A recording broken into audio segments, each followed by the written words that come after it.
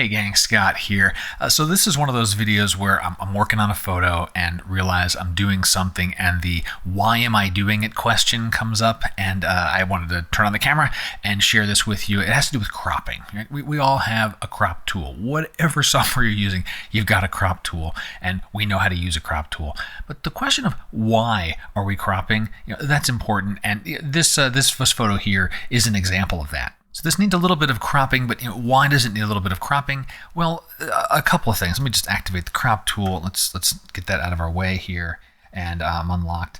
First is the rotation. Just like, I don't mind the angle I'm looking downward. That's that's the angle of this shot. But like this vertical right here, this right there, that needs to be straight. So that was like thing number one, right? Just using crop to really not quite do a transform to make this upright, but just to rotate. And now that does some other things to the photo, like whenever we do some type of crop or rotation, or I should say rotation, we're getting some cropping happening. Well, I want to push this over here. The reason I framed it up is I liked this diagonal here, but now with the rotation, this rooftop in the upper right corner, that's completely cramped, and that is not beneficial to the photo. So why am I cropping this? The first thing was the rotation, and now it becomes, well, I need to have a strong story. I don't want things that are distracting from that story. The story in this photo is I like these cool, triplet of windows. You're looking out into the city here. I don't need you to see what's up at the top of that photo.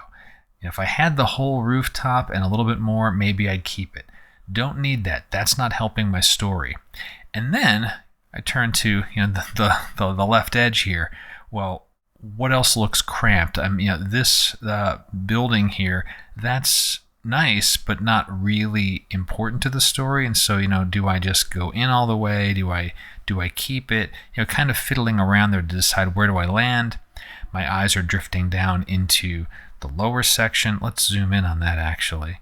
Let's get my zoom going here. And what's happening down here? All right, there's some distracting elements. Not terrible because there's greens here, other trees and so forth. But these guys, I won't worry about those cropping wise. Those can be taken care of with a retouch tool. Those are simple. Those, you can deal with those right away. But the crop part of it, I guess the reason I turned on the camera, okay, I'm straightening and I'm rotating it. That caused other side effects. And in this case, it was really that cramping in the upper right corner of this scene here that needed to be dealt with. So if I were to reset the crop entirely, this is where I was, and this is where I ended up.